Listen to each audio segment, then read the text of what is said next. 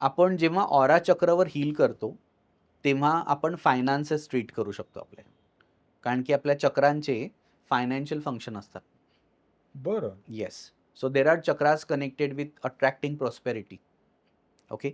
त्याचबरोबर जर तुमच्याकडे पैसे आहेत, पण महत्त्वाचं आहे की तुम्ही ते पैसे कसे हँडल करतात. सो त्या मेंटल क्लॅरिटीशी कनेक्टेड काही चक्र आहेत. बरं. त्याचबरोबर इन्व्हेस्टमेंट कुठे केली पाहिजे, डायरेक्शन, त्याचबरोबर कॅल्क्युलेशन आहे.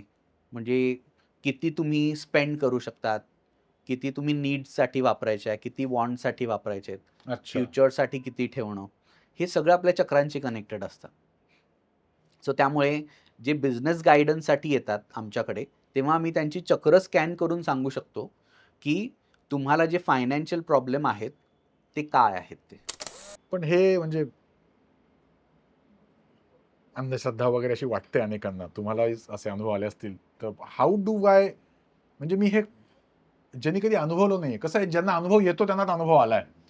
पण ज्यांनी अनुभवलं नाहीये, त्यांना हे सगळं कसं सांगावं आपण? प्राणिक हिलिंग पण तसंच आहे. यू फॉलो धिस स्टेप, हे केल्यावरती असं होणार. हं. सो आपल्याला आपलं अजून काही वेगळं डोकं लावायची गरजच नाहीये. सो जो क्लास आपण करतो फर्स्ट लेव्हलला, त्यामध्ये पुस्तक जे मिळतं, त्या क्लासनंतर तुम्ही 93 फिजिकल एलिमेंट बरे करू शकतात. हे ऑरा क्रॅक होणं म्हणजे हे थोडं सांगू शकाल अजून नेमकं काय होतं हे काय व्हॉट इस इट एक्झॅक्टली? आपल्या ऑरावरती ना क्रॅक्स एंड होल्स असतात म्हणजे कसं, की काही भागांमधून एनर्जी लीक आउट होते. सो त्याला म्हणतो आपण क्रॅक. सो हे बऱ्याच कारणांनी होऊ शकतो. जसं हे उदाहरण आपण घेतलं, की बोट कापला गेला आहे किंवा ॲक्सिडेंट झाला आहे. सो अशा केसमध्ये ती एनर्जी तिकडून लीक आउट होते. पण हा शरीराला झालेल्या डॅमेजमुळे, आघातामुळे, अपायामुळेच तिथनंच लीक होणार की हे हां, तिथूनच लीक होईल तो. तुम्ही हील करता एखाद्याला, तेव्हा काय होतंय एक्झॅक्टली? तुमच्या ऑराची एनर्जी तुम्ही समोरच्याला देताय की काय होतं नेमकं? आणि मला अजून एक सांगायला आवडेल, की जसं आपण हीलिंग म्हणतो, म्हणजे आत्ता आपल्याला वाटतं, की अ, हे काय वेगळं आहे, मॅजिक आहे का? तर एन्शियंट म्हणजे आपण अ, वाचण्यात आलंय किंवा आपण सीरियल्स बघतो. इव्हन साईबाबा बघा, ते स्वतः हीलिंग करायचे, राइट? म्हणजे फक्त असंच होतं, की त्यांना काहीतरी विभूती वगैरे देणार. तर त्यामध्ये वेगळं काय असणार? एनर्जी असणार त्यामध्ये. नमस्कार, वंदे मातरम, जय श्रीराम. आपण शरीर, मन, आत्मा, सोल या सगळ्याचं कॉम्बिनेशन आहोत आणि हे सगळं घेऊन ह्या सगळ्यासोबत या सगळ्याच्या बळावर जगतोय, वावरतोय. पण कुठेतरी काहीतरी बिघडतं आणि आपल्याला रोग होतो, आजार होतो. मग तो कधी मानसिक असतो, कधी शारीरिक असतो. त्यातून बरं होण्यासाठी आपण वेगवेगळे उपचार, वेगवेगळे उपाय करतो. दरवेळी आधुनिक आधुनिक मॉडर्न मेडिसिन वापरून आपण बरे होतोच असं नाही आणि मग अशा वेळी आपण अल्टरनेट थेरपीजकडे वळतो. या अल्टरनेट थेरपीजवर विश्वास ठेवणं फार सोपं नसतं. पण अनेकांना विश्वास ठेवून ते चाचपडून बघितले की रिझल्टही मिळतात आणि मग आपल्या मनात प्रश्न, शंका, कुतूहल, उत्सुकता निर्माण होते. प्राणिक हिलिंग ही अशीच एक अल्टरनेट थेरपी आहे, जी समजून घेण्यासाठी आज आपण इन मराठी मंथनवर जमलो आहोत आणि प्रसाद सोनार सर आज आपल्याला प्राणिक हिलिंग काय हे समजावून सांगणार आहेत. प्रसाद गेले 17 वर्षापासून प्रॅक्टिस करतायत आणि दहिसरला त्यांचं प्रसाद हिलिंग सेंटर नावाचं प्राणिक हिलिंगचं सेंटरसुद्धा आहे. त्यांनी अनेकांना प्राणिक हिलिंग उपचारही केले आहेत आणि ते अनेकांना प्राणिक हिलिंग शिकवतात सुद्धा. So Prasad, welcome. Thank you so much for joining. Thank you for inviting me. Prasad, first of all मी म्हणालो तसं ना, की आपण आधी गप्पा मारल्या तसं मी सुद्धा हे सगळे बरेच प्रयोग केलेत, जवळून बघितलेत. तर थोडं समजावून सांगता का प्राणिक हिलिंग नेमकं काय आहे? सो प्राणिक हिलिंग जे आहे, हे आपल्या एनर्जी बॉडीवर काम करतं. म्हणजे याचे जे फाउंडर आहेत, मास्टर चोआ कोक्सुई, ते जेव्हा रिसर्च करत होते, तेव्हा अ, असं लक्षात आलं, की आपली फिजिकल बॉडी जी आहे और human body is made up of 2 parts. ते एक आहे आपलं फिजिकल बॉडी, जी आपल्याला दिसते डोळ्यांनी, आणि सेकंड आहे त्याला म्हणतात एनर्जी बॉडी किंवा ऑरा, किंवा जे योगा प्रॅक्टिशनर आहेत, ते याला प्राणमय कोश पण म्हणतात. कारण की जसं फिजिकल बॉडीला जिवंत राहण्यासाठी न्यूट्रिशन मिळतात जेवणातून. सो अन्नमय कोश झालं हे. आणि आपला ऑरा जो आहे त्याला एनर्जीची गरज असते, प्राणाची गरज असते. सो प्राणमय कोश. तर कसं असतं की आपली फिजिकल बॉडी जी आहे आणि एनर्जी बॉडी हे दोघंही कनेक्टेड आहेत. सो फिजिकल बॉडी हेल्दी राहण्यासाठी आपला ऑरा, एनर्जी बॉडी जी आहे ती हेल्दी असणं गरजेचं आहे. सो मग प्राणिक हिलिंगमध्ये आम्ही काय करतो, तर ह्या ऑरावरती हिलिंग करतो. सो जेव्हा ऑरा हील करतो, फिजिकल बॉडी पण हील होते. पण हे म्हणजे अंधश्रद्धा वगैरे अशी वाटते अनेकांना. तुम्हालाही असे अनुभव आले असतील. तर हाऊ डू आय म्हणजे मी हे ज्यांनी कधी अनुभवलं नाहीये. कसं आहे ज्यांना अनुभव येतो त्यांनाच अनुभव आलाय. पण ज्यांनी अनुभवलं नाहीये, त्यांना हे सगळं कसं सांगावं आपण? तुम्ही जर कोणाला फक्त हीलिंग घेताना किंवा एखाद्याला हीलिंग करताना बघितलं, तर साहजिक हा प्रश्न येतो हां, ते मनामध्ये, असं की की टच नाही करत आहेत आणि औषधं पण नाही देत आहेत, तरी कसं बरं होतं? तर आपण या ऑरा जो आहे, यालाच आपण उपचार करतो. सो बेसिकली प्राणिक हीलिंग हे एक सायन्स आहे. सो ऑराला जेव्हा स्टडी केलं, तेव्हा असं लक्षात आलं, की याला बायोप्लाझ्मिक बॉडी म्हणतात. So bio is life and plasma is the fourth state of matter. जसं सॉलिड, लिक्विड, गॅस आपल्याला माहिती आहे, तसंच प्लाझ्मा पण असतो. सो तो आपल्या शरीराभोवती असतो. सो जर याला आपल्याला ट्रीट करायचं आहे, तर आपल्याला फिजिकल बॉडीला टच करण्याची गरज नाही लागत. सो त्यामुळे सायन्स अजून एक कारण की यामध्ये स्टेप्स असतात. सिंपल. सो 7 स्टेप्स जेव्हा एखादा व्यक्ती फॉलो करतो, कोणीही क्लासनंतर, तेव्हा असं लक्षात येतं, की रिझल्ट येणारच. मग त्यासाठी आपल्याला योगाचं नॉलेज पाहिजे किंवा आपण स्पिरिच्युअल पाहिजे, असं काही नाही आहे. सो आपण असं म्हणू शकतो, की कुकबुक थेरपी आहे. सो त्यामुळे सायन्स आणि रिसर्च कंटिन्यू चालू असतो याच्यावरती. आता माझ्या शरीराभोवती असलेला ऑरा हा म्हणजे काही डिस्टर्बन्स झालाय, हा बिघडलाय, खराब झालाय, हे कसं कळावं? कसं कळतं?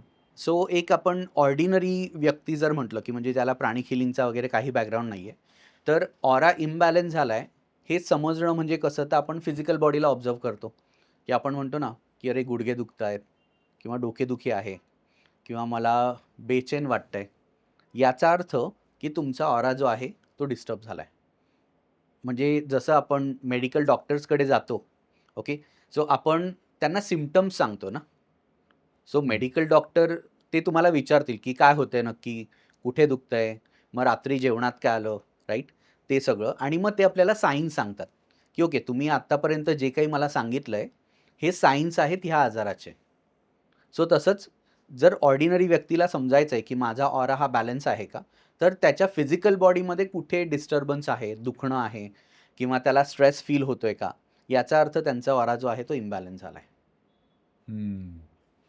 पण आता म्हणजे माझ्या शरीरात जर एखादा व्हायरस गेला किंवा काही बॅक्टेरियल इन्फेक्शन झालं, तर त्यातून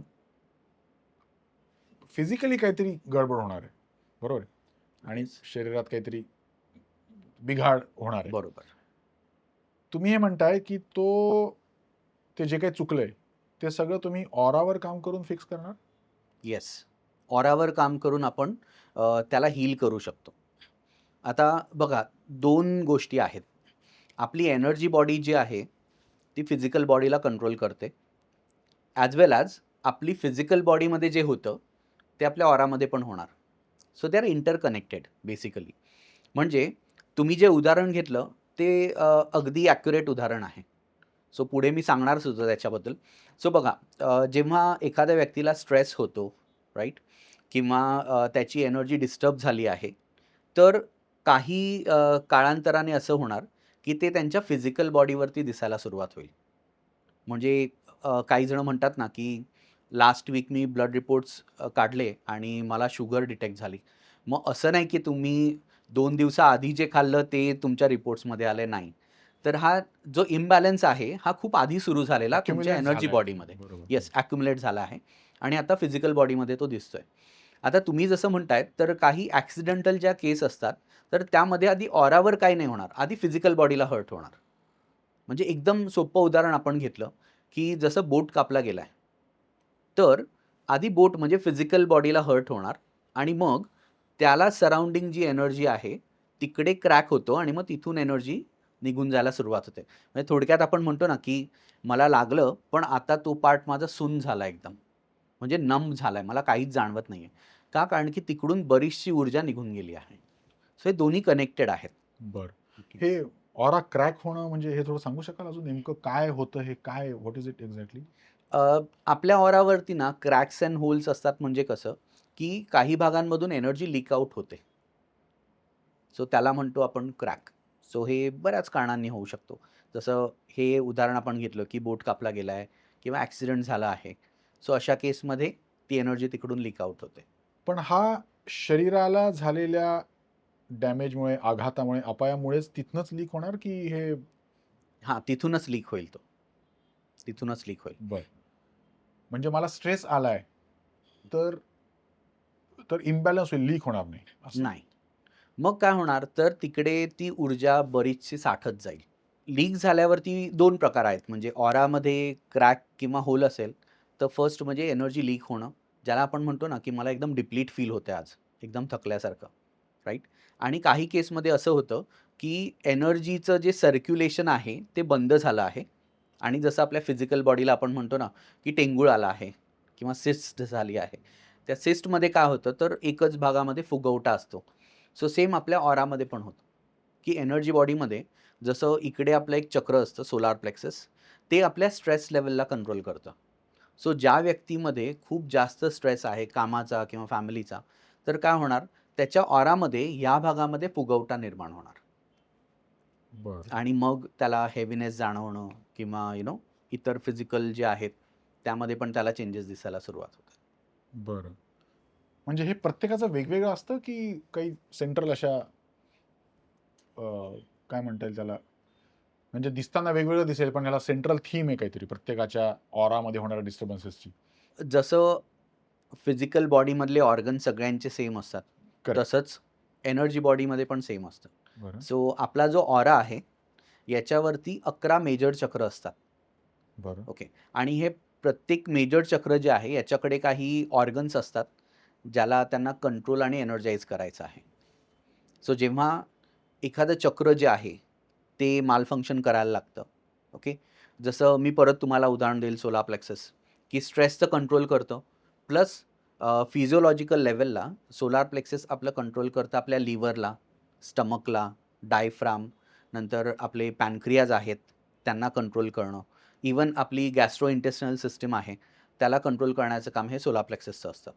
सो जेव्हा सोलारमध्ये बिघाड होणार, मग याच्या रिलेटेड कोणतेतरी ऑर्गन जे आहेत, ते मालफंक्शन करायला लागतात. हे असे 7 चक्र असे फ्रॉम टॉप टू बॉटम असे आहेत आणि त्याच्या भोवती ऑरा आहे की नाही, 11 चक्र आहेत. हां, सॉरी 11 चक्रच आहेत येस, ते. येस. सो ऑरा त्याच्या भोवती नाहीये. या ऑरावरतीच चक्र आहेत.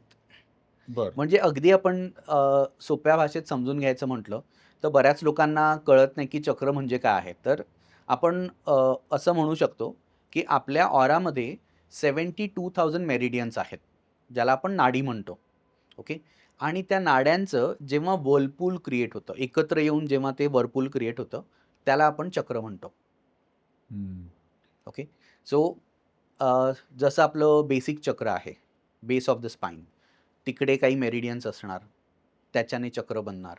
मग नेव्हलच्या इथे आहे, मग सेंटर ऑफ द हार्ट आहे, चेस्टच्या तिकडे असणार. सो त्याला आपण चक्र म्हणतो. हं. हे कसं कळतं पण, की चक्र आहेत? म्हणजे तुमचे जे फाउंडर आहेत, काय नाव त्यांचं? मास्टर चिवाको कुत्सू. हां. तर त्यांनी कसं डिकोड केलं हे? कसं ओळखलं? मास्टर हे स्वतः सायंटिस्ट होते. सो ते याच्यावरतीच रिसर्च करत होते, की एनर्जी काय आहे? बरं. आणि बेसिकली जर तुम्ही प्राणिक हिलिंगबद्दल कुठेही वाचलत किंवा जे फर्स्ट लेव्हलचं बुक आहे, तर याचं नावच आहे, ancient science and art of healing. So ancient science म्हणजे काय? तर आपले पूर्वजांना पण ऑरांबद्दल माहिती होतं, चक्राबद्दल माहीत होतं. ओके. फक्त एवढंच की आपण असं म्हणतो ना, की ट्रुथ जे आहे, ते आपल्याला एकदम रिव्हील नाही केलं जात. सो त्यामुळे बरेच लोकं जे योगा फॉलो करतायत बऱ्याच वर्षांपासून, ते असं म्हणणार की 7 चक्र होते. ओके. पण प्राणिक हिलिंगमध्ये मास्टर सांगतात की देअर आर 11 मेजर चक्रास. अच्छा. आणि आपण जे देवी देवतांचे फोटो बघतो त्यांच्या डोक्याभोवती आपण प्रकाश बघतो. सो तो त्यांचा ऑरा आहे. हम्म. सो हे आधीपासून आहे. आणि उपनिषद जर आपण वाचलं तर त्यामध्ये त्यांनी असं सांगितलंय सिटी ऑफ 11 गेट्स. शरीराला म्हटलंय का? Yes yes. आणि ते 11 गेट्स आणि सिटी म्हणजे काय तर आपली बॉडी. पण ते माहिती आहे ना असं लपवून ठेवणार, सगळ्यांना एकदम डिस्क्लोज नाही करायचं. सो तसं आहे. हम्म. आणि मला अजून एक सांगायला आवडेल की जसं आपण हिलिंग म्हणतो, म्हणजे आत्ता आपल्याला वाटतं की हे काय वेगळं आहे, मॅजिक आहे का? तर एन्शियंट म्हणजे आपण अ, वाचण्यात आलं आहे किंवा आपण सिरियल्स बघतो. इवन साईबाबा बघा, ते स्वतः हिलिंग करायचे, राईट? म्हणजे फक्त असंच होतं की त्यांना काहीतरी विभूती वगैरे देणार. तर त्यामध्ये वेगळं काय असणार? एनर्जी असणार त्यामध्ये. सगळे जे मोठे संत होऊन गेले, लॉर्ड जीजस, ते स्वतः हीलर होते. फक्त एवढंच की तेव्हाचा क्राउड असा होता की हे सायन्स ते सगळ्यांना शिकवू नाही शकले. कारण की लोकं तेव्हा रेडी नव्हते. आणि आता आपल्याला लक्षात येतं की लोकं तयार आहेत. त्यांना अशा ॲब्स्ट्रॅक्ट गोष्टी कळायला लागल्यात. जसं बघा ना, वायफाय ॲब्स्ट्रॅक्ट दिसत नाही ना आपल्याला, राईट? मोबाईलवर लक्षात येतं. ब्लूटूथ आहे. सगळ्या ॲप्स ज्या आहेत त्या तशा आहेत. आणि इवन आपण जर डीपर बघितलं तर जो व्यक्ती अध्यात्म फॉलो नाही करत, तरी प्रत्येकाला माहीत असतं की तुम्ही दुसऱ्याबरोबर वाईट केलं तर तुमच्याबरोबर परत वाईट होतं. मग हे कुठून आलंय? नक्की लॉ ऑफ कर्मा म्हणजे दिसत नाही, पण अवेअरनेस सगळ्यांना आहे. त्यामुळे प्राणिक हिलिंग आणि जे अल्टरनेट थेरपीचे सायन्स आहेत, हे आता खूप लोकांना कळतायत आणि ते त्याचा फायदा घेत आहेत. नाही म्हणजे त्याबद्दल तर वाद नाही की लोकांना अनुभव येतात, लोकांची त्यावर श्रद्धा आहे. फक्त होतं कसं ना की ते तुम्ही म्हणलात तसं की ते ॲब्स्ट्रॅक्ट वाटायला लागतं. आणि म्हणजे मॉडर्न सायन्सचं कसं होतंय बघ, ही गोळी ही घेतली, बरा झाला, ताप उतरला, कळालं. किंवा येस. कॅन्सर, म्हणजे कॅन्सरसारख्या आजारांवर मग त्या वेगवेगळ्या प्रकारच्या ट्रीटमेंट्स वगैरे ते असं खूप स्ट्रक्चर्ड प्रकारे दिसतं. अल्टरनेट थेरपीजमध्ये असं खूप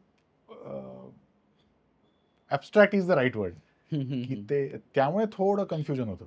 येस. पण मी जसं सांगितलं, तुम्ही बघाल प्राणिक हिलिंग शिकणारे जे आहेत, ते जास्त इंटेलेक्च्युअल जी लोकं आहेत, ते प्राणिक हिलिंग समजू शकतात आणि शिकतात. कारण की as you sed exactly, pranic healing पण तसंच आहे.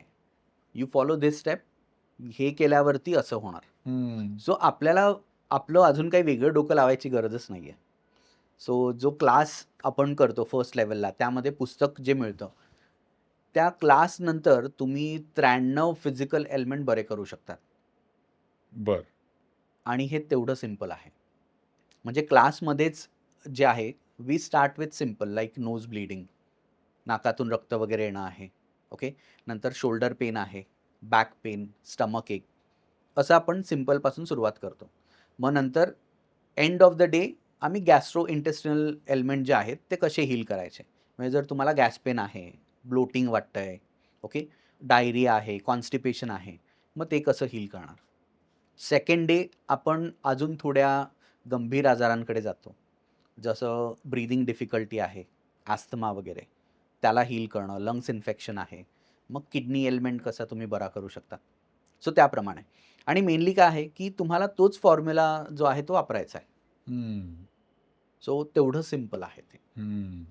जेव्हा तुम्ही हील करता एखाद्याला, तेव्हा काय होतंय एक्झॅक्टली? तुमच्या ऑराची एनर्जी तुम्ही समोरच्याला देताय की काय होतं नेमकं?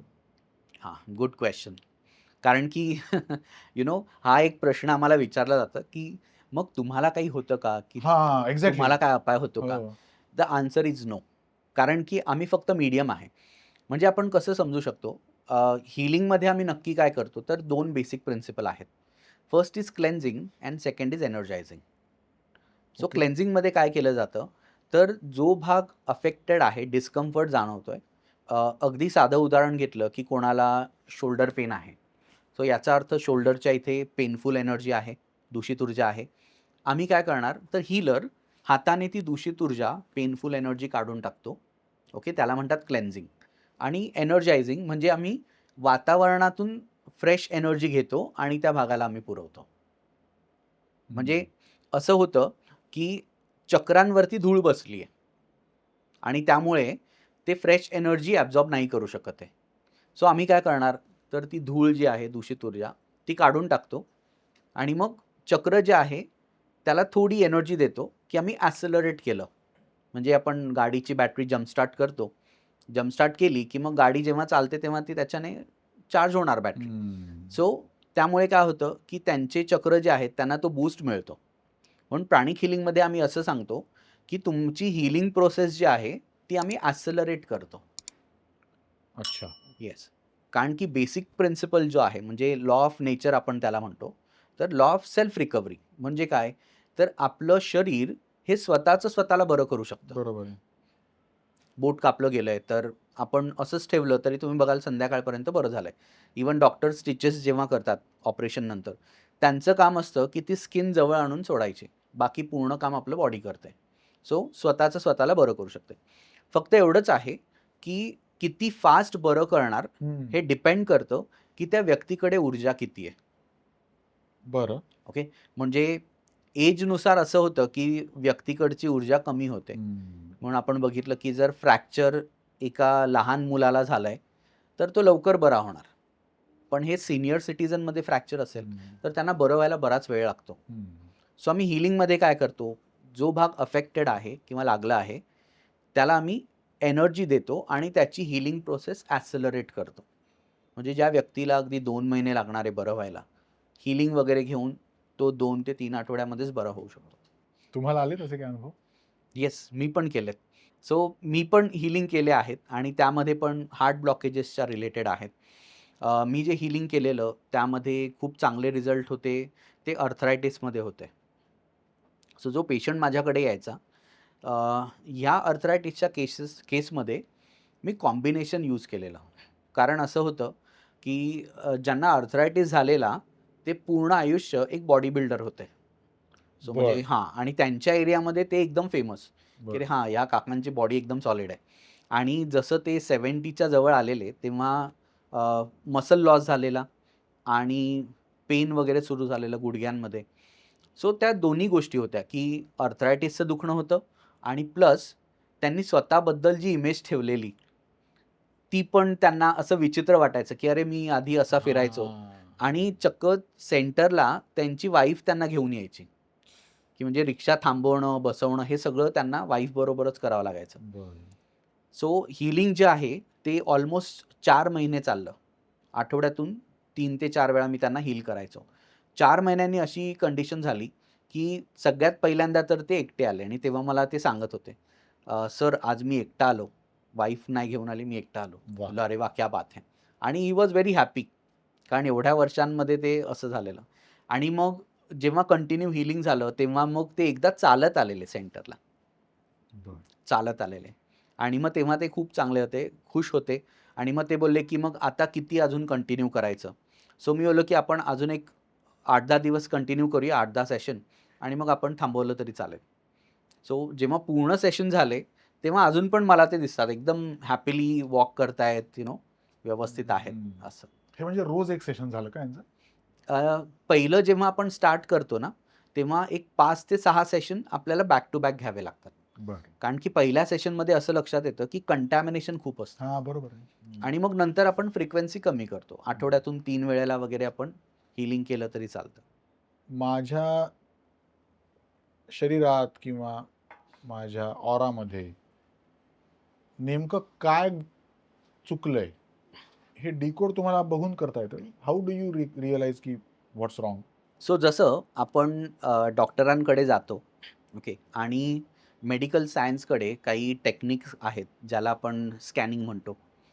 एक्स-रे झालं, सीटी स्कॅन झालं, एम-आर-आय झालं. तसंच प्राणिक हीलिंगमध्ये एक टेक्निक आहे, त्याला आम्ही स्कॅनिंग म्हणतो. बरं. तर ह्या स्कॅनिंगमध्ये जो हीलर आहे, तो त्याच्या हाताने जो व्यक्ती आला आहे हीलिंग घ्यायला, त्याच्या ऑराला टच करू शकतो. ओके. त्यांच्या चक्रांना टच करू शकतो. आणि मग त्यामध्ये आम्हाला लक्षात येतं, की कोणत्या भागातला ऑरा जो आहे, तो प्रमाणापेक्षा जास्त झाला आहे किंवा बरं. खूप कमी आहे ऊर्जा तिकडे. मग चक्र कोणती अफेक्टेड झाली आहेत. आणि त्यामुळे काय होतं, की आम्ही रूट कॉजपर्यंत जाऊ शकतो. तर इथे मला एक उदाहरण द्यायला आवडेल. जेव्हा मी हीलिंग जस्ट स्टार्ट केलेलं, तेव्हा मी एका काकूंना हीलिंग करायचो. आमचे शेजारीच होते आणि त्यांना नेक पेन होतं आणि मी हीलिंग करायचो त्यांना.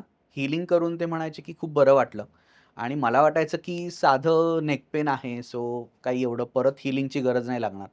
पण 2 दिवसांनी परत फोन यायचा, की परत मला सेम दुखणं सुरू झालंय. आणि मग काही सेशन केल्यावरती मी बोललो, की हे आपल्याला परमनंटली कसं हील करता येईल. सो एका सेशनमध्ये मी असं ठरवलं, की मी त्यांना फक्त स्कॅनिंग करणार. म्हणजे काय तर सगळ्या ऑरामध्ये आणि चक्रामध्ये प्रत्येक पार्टमध्ये ऊर्जा कशी आहे ते स्कॅन करून बघणार. सो त्या स्कॅनिंगमध्ये मला असं लक्षात आलं, की मधली जी 2 बोटं आहेत उजव्या हाताची, तिथे मला खूप जास्त कंजेशन जाणवलं. खूप जास्त ऊर्जा होती ऑरापेक्षा. तर त्या सेशनमध्ये मी त्यांना फक्त त्या भागावरती जिथे कंजेशन होतं तिथे ऊर्जाची सफाई केली. हीलिंग नंतर मी त्यांना विचारलं, की "कसं वाटतंय?" तर ते बोलले, की "आज मला काहीतरी असं खेचलं जातंय, असं जाणवतंय." सो मी बोललो, "व्हेरी गुड." आणि मी त्यांना एक जस्ट कन्फर्म केलं, की "तुमच्या ह्या बोटांना काही लागलेलं का कधीही?" तर त्या मला बोलल्या, की "आम्ही अक्कलकोटला जाताना आमच्या सुमोचा ॲक्सिडेंट झालेला आणि त्यामध्ये मला जास्त लागलं नाही, पण माझी ही 2 बोटं जी आहेत, ती पूर्ण मागे फोल्ड झालेली. आणि त्यानंतर मला इथे दुखणं काहीच नव्हतं पण. सो मी कसं म्हणणार, की हे कारण आहे. दुखायचं इथेच. सो मी बोललो, की ओके मग हे रूट कॉज होतं, बापरे! 2 बोटं. बरं. आणि त्यानंतर असं झालं, की परत त्यांनी मला सेम हीलिंगसाठी बोलवलंच नाही कधी. सो त्या दिवशी ते पूर्ण बरं झालेलं. सो असा एक ते कनेक्शन आपण म्हणतो ना, सगळ्या मेरिडियन्स कशा एकमेकांशी कनेक्टेड आहे. सो हां. त्याप्रमाणे. शरीर तर तसं यार ते इतकं येस, कॉम्प्लेक्स आहे, की येस. कुठे काय झालंय आणि काय दिसून येतं. अं, ह्यातून म्हणजे स्ट्रेस, अँक्झायटी, डिप्रेशन अशा गोष्टींवरही म्हणजे उपाय करता येतो प्राणिक हिलिंगमधनं? हो, अगदी, अगदी. कारण की ज्या चक्रांचा आपण अभ्यास करतो, त्या चक्रांचेच बरेचसे फंक्शन असतात. म्हणजे चक्र हे आपल्या ऑर्गन्सला कंट्रोल करतं. त्याचबरोबर आपल्या चक्रांवरती डिपेंड करतं, की आपली सायकॉलॉजी कशी असणार आहे. बरं. म्हणजे मेंटल स्टेट काय असेल. सो त्यामध्ये अ, असं लक्षात येतं, की आपण जे विचार करतो ना, ओके, ते विचार हे एनर्जी वर्ल्डला असतात, एनर्जी फॉर्ममध्ये असतात. हं. आणि जेव्हा एखादा नकारात्मक विचार हा सारखा त्या व्यक्तीमध्ये तो जनरेट करतो आहे, राइट? सो त्यामुळे त्यांचा ऑरा इम्बॅलन्स होतो. बरं. आणि प्राणिक हीलिंग हे एनर्जी लेव्हलला काम करतं. त्यामुळे जेव्हा आमच्याकडे सायकॉलॉजिकल हीलिंगसाठी जेव्हा केसेस येतात, त्यामध्ये मग आम्हाला समजतं, की यांचे कोणते थॉट फॉर्म्स आहेत जास्त. बरं. मग काही जणं एखादी स्ट्रेसफुल सिच्युएशनबद्दल सारखा-सारखा विचार करतात. ओके. सो मग असं होतं, की काही जणं जे अँक्झायटीचे पेशंट असतात, ते खूप जास्त फ्युचरचा विचार करतात. म्हणजे त्याला आम्ही थोडक्यात व्हॉटिफायझिंग म्हणतो, की जर असं झालं तर? हां. जर तसं झालं तर काय होईल? आणि मग त्यामुळे त्यांच्या बॉडीमध्ये इम्बॅलन्स होतो. डिप्रेशनचे जे पेशंट असतात, ते त्यांच्या पास्टला पकडून बसलेले असतात, की असं का झालं माझ्याबरोबर? किंवा तो असा का वागला? सो आम्ही हीलिंगमध्ये त्याला डिसइंटिग्रेट करू शकतो. त्या थॉट्स जे आहेत, ते डिसइंटिग्रेट करू शकतो. जसं मी एक हीलिंग केलेलं. जो पेशंट होता, त्या लेडीला अंधाराची खूप भीती वाटायची. म्हणजे मी त्यांना विचारलं, की "म्हणजे नक्की काय म्हणणार तुम्ही? अंधाराची भीती म्हणजे तुम्ही अगदी अंधार असेल अशा रस्त्यावरून जात नाही किंवा अशा ठिकाणी."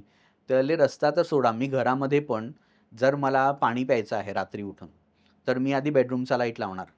मग पॅसेजचे सगळे लाईट ऑन करणार. ओके. मग हॉल सगळे लाईट ऑन करणार. मग किचनमध्ये सगळे लाईट ऑन.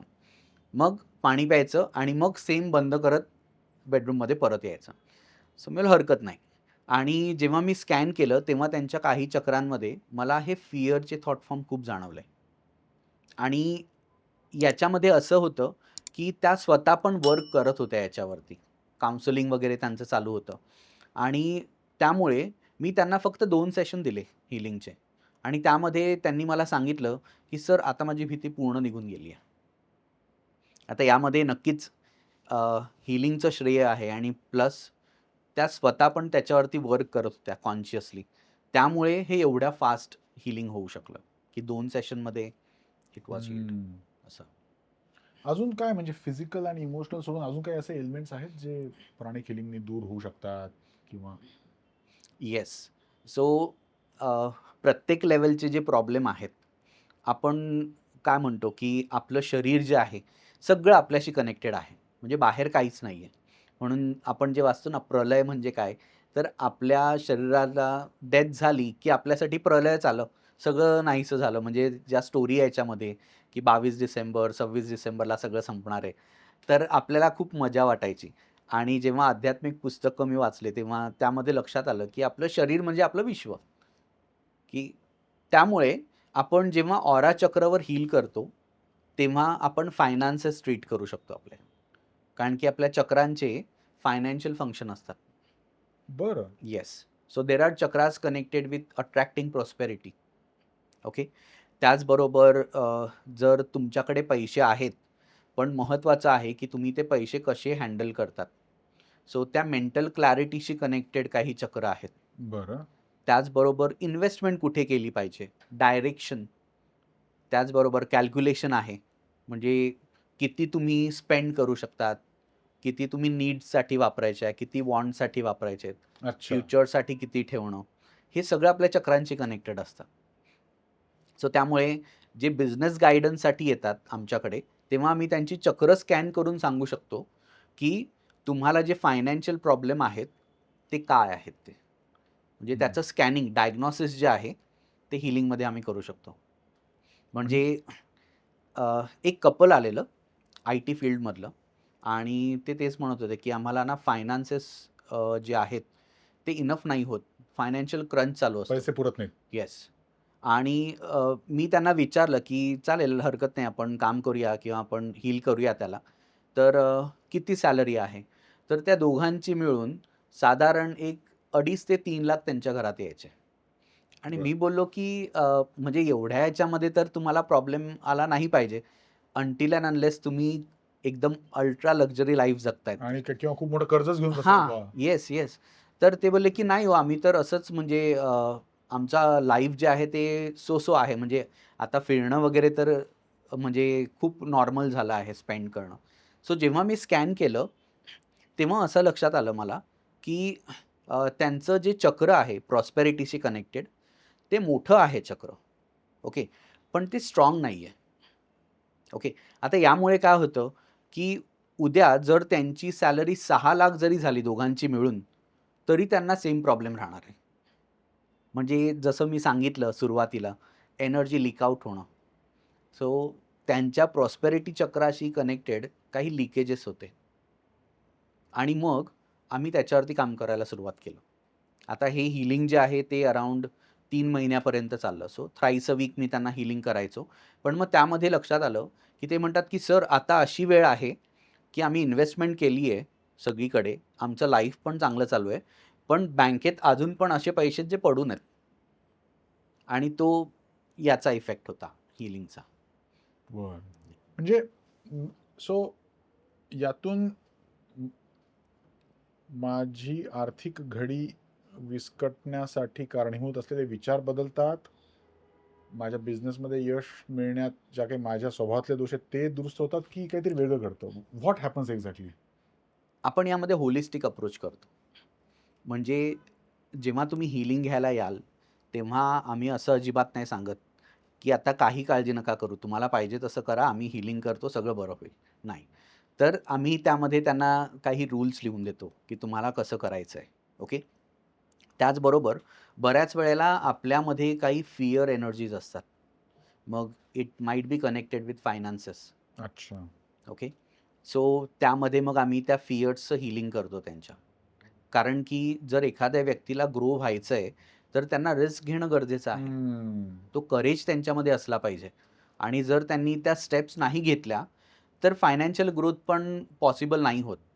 आणि हे बिझनेस नाही, मी बऱ्याच वेळेला आमच्याकडे येणाऱ्या अशा लोकांकडे बघितलंय, की ते एखाद्या कंपनीमध्ये काम करतात, जॉबला आहेत, पण तिकडून स्विच करण्याची पण त्यांची तयारी नसते. कारण की नवीन जागा, मग तिकडे स्वतःला प्रूव्ह करा परत किंवा लोकेशन चेंज होतं, ट्रॅव्हलिंगचं. सो मग आम्ही त्यामध्ये पण मदत करतो. सो हा ओव्हरऑल अप्रोच जो आहे, तो आम्ही याच्यामध्ये फॉलो करतो. हम्म. हम्म. हे सगळं असं कोणाकडून तरीच घ्यावं लागेल का? स्वतःचं काही सेल्फ हिलिंग असं काही करता येऊ शकतं? मेनली आमचा काय फोकस असतो, की जर तुम्हाला असा एखादा प्रॉब्लेम आहे, की त्यामुळे तुमची बॉडी जी आहे ती म्हणजे जास्त वेळ बसू नाही शकत तुम्ही किंवा खूप पेन आणि डिस्कम्फर्ट आहे, तर अशा वेळेला आम्ही हील करतो. पण जेव्हा आम्हाला कळतो, की जो प्रॉब्लेम आहे, इश्यू तो मॅनेजेबल आहे, अशा केसमध्ये आम्ही रेकमेंड करतो, की त्या व्यक्तीने स्वतः शिकावं. कारण की थोडक्यात आपण म्हणतो ना, की किती वेळा तुम्ही बाजूच्यांच्या घरी टीव्ही बघायला जाणार, तुम्ही स्वतः घरी घेऊन या. सो हीलिंगमध्ये असं आहे, की तुम्ही आता तुमचं एखादा डिस्कम्फर्ट आहे, पेन आहे, तुम्ही सेंटरला आलात, आम्ही हीलिंग केलं, बरं वाटलं. पण उद्या अजून काहीतरी नवीन असेल. मग त्याच्यापेक्षा हे शिकणं एवढं सोपं आहे, की तुम्हाला फक्त 16 तास द्यायचेत आणि 16 आवर्समध्ये हा पूर्ण वर्कशॉप तुम्ही शिकू शकता. आणि मग त्यामध्ये असं होतं, की तो व्यक्ती सेल्फ हीलिंग करू शकतो किंवा फॅमिलीमध्ये कोणाला त्याला उपचार करायचा आहे, बरं. तर ते करू शकतात. बरीच जणं अशी पण आहेत आमच्याबरोबर, की ते pranic healing as a career म्हणून पण चूज करतात. की अरे एवढं इफेक्टिव्ह आहे आणि याची नीड आता खूप आहे. सो त्याप्रमाणे ते पुढे जातात आणि क्लास करून ते ॲज अ प्रोफेशन पण स्टार्ट करतात. म्हणजे जर सेल्फ हिलिंग शिकायची असेल तर ते वर्कशॉप करायला हवं. येस. सो वर्कशॉप जो आहे फर्स्ट लेव्हल त्याला म्हणतात बेसिक प्राणिक हीलिंग. त्याच्यामध्ये आम्ही स्वतःला कसं हील करायचं, दुसऱ्यांना कसं हील करणार तुमच्या फॅमिलीमध्ये. त्याचबरोबर डिस्टन्स हीलिंग जर तुम्हाला करायचं आहे, की म्हणजे तुम्ही आहात घरी आणि एखादा व्यक्ती तुमचा रिलेटिव्ह गावी आहे किंवा अब्रॉडला आहे, तरी तुम्ही त्यांना घरी बसून हील करू शकता. बरं, येस. हे सगळं फर्स्ट लेव्हलमध्येच तुम्ही शिकता. बरं. अजून काय लेव्हल्स आहेत? मग किती लेव्हल्स आहेत एकूण? सो हीलिंग जर तुम्हाला पूर्ण पारंगत करायचं आहे, तर आपण असं म्हणू शकतो, की त्यामध्ये basic pranic healing, advance pranic healing.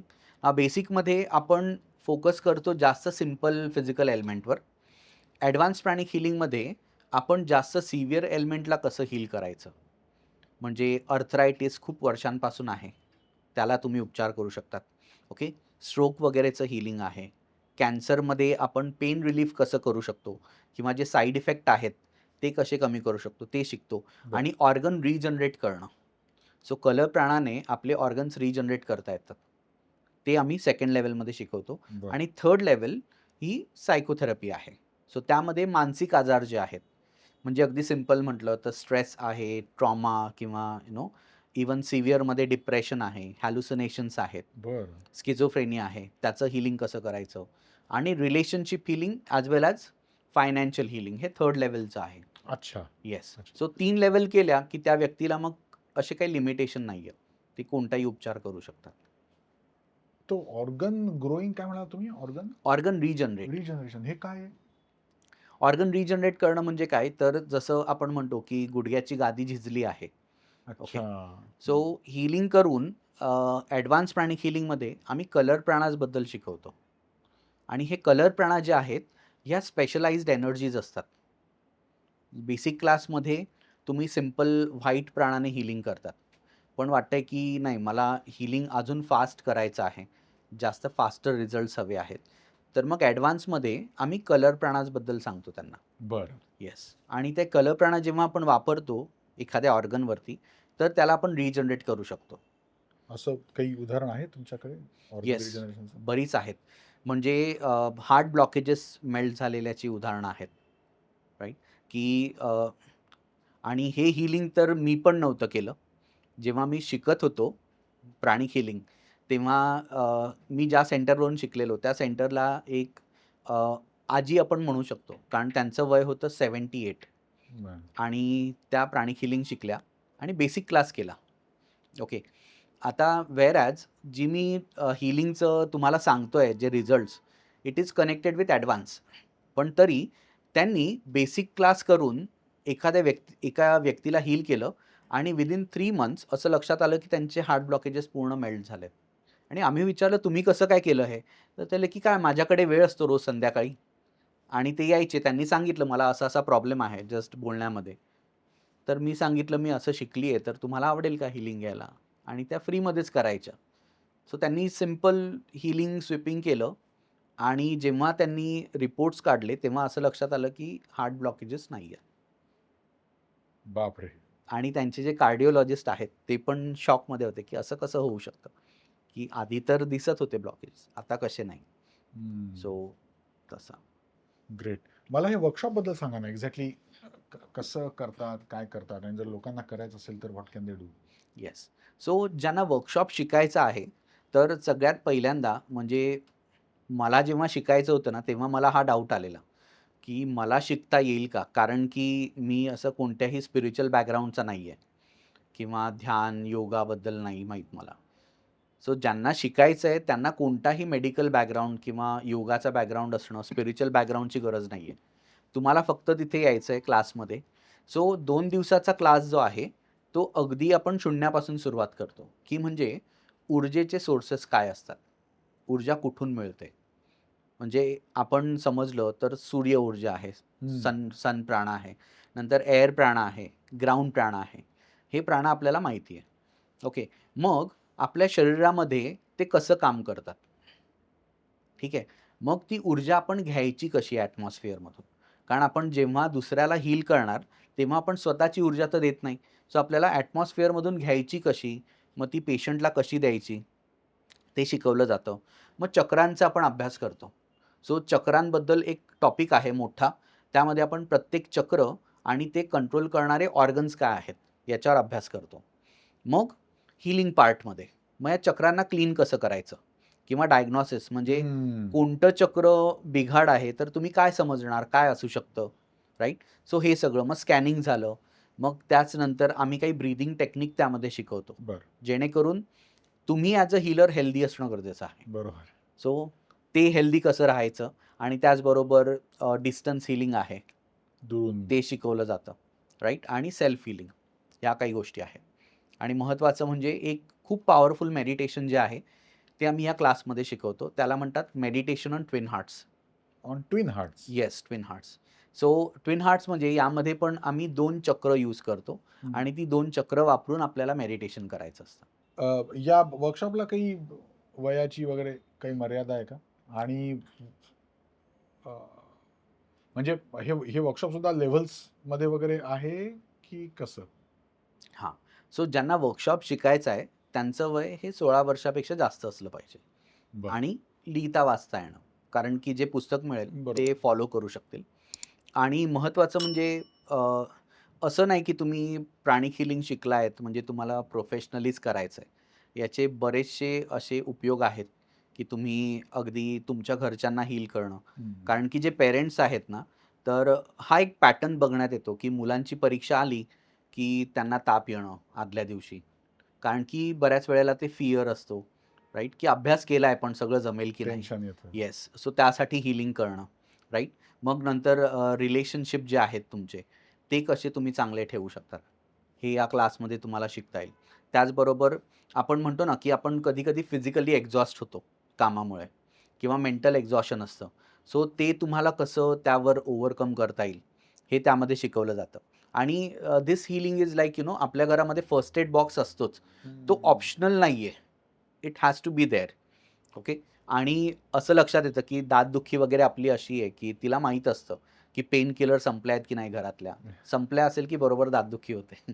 So त्या केसमध्ये मग हीलिंग जे आहे, सेल्फ हीलिंग हे खूप चांगलं तुम्हाला मदत करू शकतं.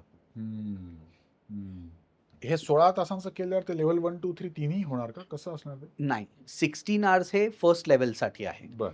मग हे जे क्लास आहेत ना, तर त्या बॅचेस कशा असतात, तर मेजॉरिटी बॅचेस ह्या वीकेंडला असतात. शनिवार आणि रविवार. सो शनिवारचे 8 तास आणि रविवारचे 8 तास. हे वर्कशॉप करण्याआधी जर घरी काही करायचं असेल, तर काही करता येऊ शकतं? येस. काही सेल्फ हीलिंग आणि एनर्जायझिंग टेक्निक आहेत, बरं. ज्या कोणीही घरी करू शकतो. फॉर एक्झाम्पल सनलाईट जो आहे, तर त्याला आपण सन बाथ म्हणतो. म्हणजे अगदी तुम्ही 2 ते 5 मिनिटं कोवळ्या उन्हामध्ये उभं राहिलात, तरी तुम्हाला एनर्जाइज होतात तुम्ही. त्याची एनर्जी मिळते. त्याचबरोबर hugging a big tree. So मोठं झाड आहे, बरं. त्याला जेव्हा तुम्ही हग करून उभे राहतात, तेव्हा त्याची पण ऊर्जा तुम्हाला मिळू शकते, राईट? आणि सगळ्यात इफेक्टिव्ह किंवा ज्यांना स्पेसिफिक भागात पेन आहे, त्यांच्यासाठी ही टेक्निक खूप पॉवरफुल असेल, सॉल्ट बाथ. ओके. सो यामध्ये तुम्हाला काय करायचं, जसं आपण साबण वगैरे लावून अंघोळ करतो, राईट? सो ओल्या अंगाला तुम्हाला पूर्ण मीठ लावायचं आहे. आता मीठ हे तुम्ही टेबल सॉल्ट वापरू शकता. टाटा नमक आपण जे खातो ते तुम्ही पूर्ण अंगाला लावायचं आहे आणि स्पेसिफिक ज्या भागामध्ये तुम्हाला डिस्कम्फर्ट आहे. सो गुडघ्याला असेल तर गुडघ्याच्या सराउंडिंगला लावा आणि ते लावून तुम्हाला एक 2 ते 5 मिनिटं तसंच बसायचं आहे. म्हणजे पूर्ण अंगालाही लावायचंय आणि येस, तिथेही पूर्ण लावायचंय. अंगाला पण लावायचं आहे आणि तिथे अफेक्टेड लावायचं पार्टला आहेच आहे. पण. हां. हां. आणि 2 ते 5 मिनिटं बसून मग परत अंगावरून पाणी घ्यायचं आहे.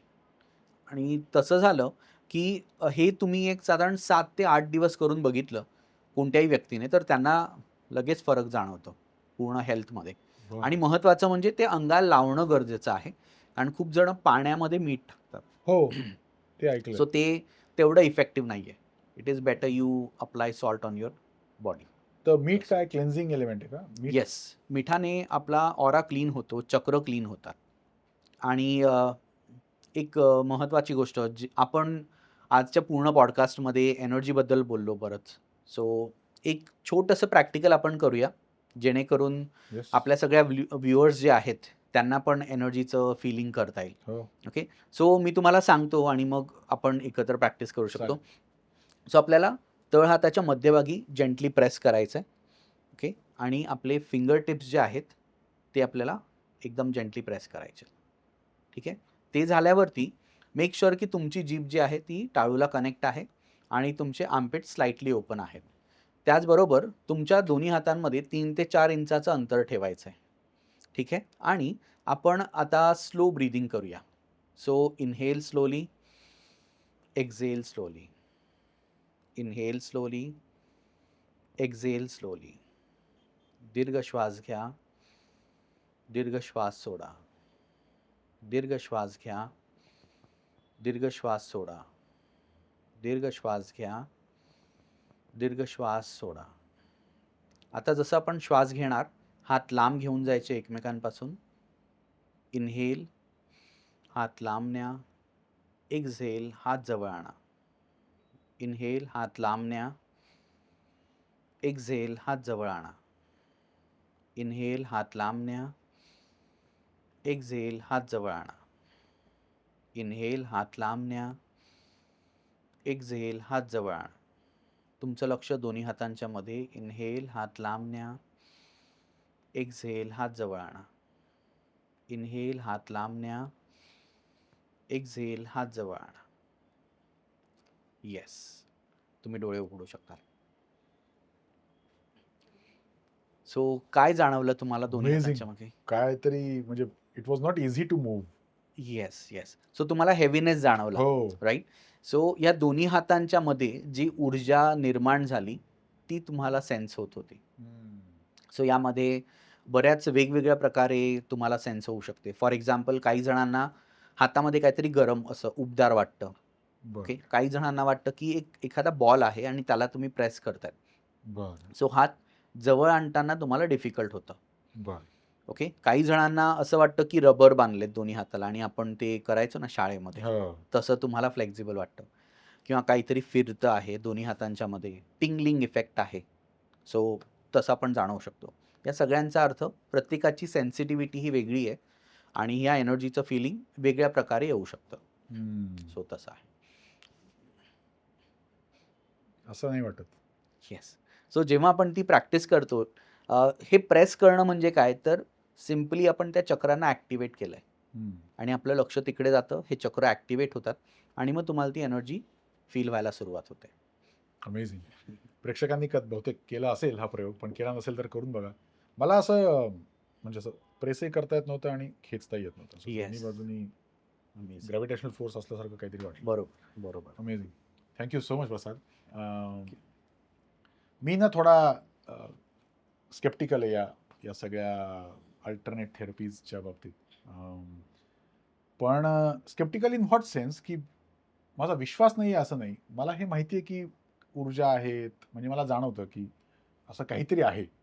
फक्त ते चक्र आणि मग त्यांनी हील होणं हे थोडं पचायला थोडं जड जातं. पण तुमच्याबरोबर बोलताना जाणवलं, वाटलं असं की असेल बाबा, म्हणजे विश्वास ठेवणं थोडं सोपं आहे. Yes. काय ना, विज्ञान ही गोष्ट अशी आहे की ती हळूहळू पुढे पुढे जात जाते आणि 50 वर्षांपूर्वी जे अशक्य वाटत होतं ते आज सिद्ध झालेलं असतं. बरोबर. तर तसंच काहीतरी विज्ञानाच्या कसोटीवर अजून कदाचित हळूहळू ह्या गोष्टी कदाचित अजून wide spread, widely accepted, widely proven होतील आणि मग लोकांना ते कदाचित पटणंही सोपं जाईल. तुम्हाला असे अनुभव आलेत की nobody trusted and then they started trusting, असं काही झालंय? हो, बरेच अनुभव असे आलेत आणि आम्हाला मेनली कशी लोकं आवडतात, की अगदी पहिल्यापासून विश्वास नाहीये. मग आम्हाला वाटतं ना, की थोडं चॅलेंजिंग आहे, हां. राइट? आणि बरोबर आहे, की हीलिंग जे आहे, प्राणिक हीलिंग हे एक्सपिरियन्स करण्याची गोष्ट आहे. म्हणजे आपण एखादा अजून पॉडकास्ट केला आणि त्यावरती आपण पेढ्याबद्दल फक्त बोलतोय. पण आपल्या व्ह्युअर्सने कधी तो खाल्लाच नाहीये. तर त्यांना कळणार नाही. ते म्हणतील, की हां, त्यामध्ये चांगलं डिस्क्रिप्शन सांगितलं, पण मला कळालं नाही नक्की. सो त्यासाठी तुम्हाला ते टेस्ट केलं पाहिजे. सो प्राणिक हीलिंगचं आम्ही तेच म्हणतो, की तुम्ही अगदी ओपन माइंडने आलात, की आम्ही असं नाही म्हणत, की तुम्हाला विश्वास ठेवायचा आहे आणि मग हीलिंगला यायचं आहे, तरच ते काम करेल, असं अजिबात नाहीये. कारण आपण जसं मी सांगितलं, की हे सायन्स आहे. सो तुम्ही जस्ट ओपन माइंडने बसलात, आम्ही तुम्हाला हीलिंग केलं, की तुम्हाला लगेच बिफोर अँड आफ्टर रिझल्ट जो आहे, तो तुम्हाला लगेच बघता येतो. आणि मग त्या केसमध्ये बऱ्याच वेळेला असं होतं, की घरामधली एखादी व्यक्ती प्राणिक हीलिंग शिकते आणि मग त्या मेडिटेशन आणि टेक्निकने त्यांच्यामध्ये जो फरक आहे, तो बघून मग त्यांचे फॅमिली मेंबर्स म्हणतात, की हां, आता आम्हाला पण शिकायचं आहे. कारण की आम्ही लाईव्ह एक्झाम्पल बघितलं आहे. बघितलंय. त्याच्याने काय बरोबर. फरक पडतो. अनुभव आला की आपोआपच खात्री पडते, विश्वास बरोबर, बसतो. बरोबर. साहजिक आहे. So once again Prasad, thank you very much. आणि thank thank you very much in being open, की क्रिटिकल प्रश्न मलाही विचारता आले आणि तुम्ही त्याची उत्तरं दिली. Thank you. आशा आहे तुम्ही आता शेवटपर्यंत बघितलं, म्हणजे प्राणिक हिलिंग काय आहे, ते नेमकं कसं काम करतं, त्यामागचा थॉट, त्यामागचं सायन्स, त्यामागचं लॉजिक काय आहे. प्रसाद सरांचे कॉन्टॅक्ट कोऑर्डिनेट्स मी डिस्क्रिप्शनमध्ये देईनच. त्यांच्या वर्कशॉपबद्दल किंवा इतरही काही तुम्हाला शंका असतील, काही विचारायचं असेल तर त्यांना विचारा किंवा कमेंटमध्ये तुमचे प्रश्न मांडा. तुम्हाला प्रसाद सर नक्कीच उत्तर देतील. भेटूया पुढच्या पॉडकास्टमध्ये. नमस्कार, वंदे मातरम, जय श्रीराम.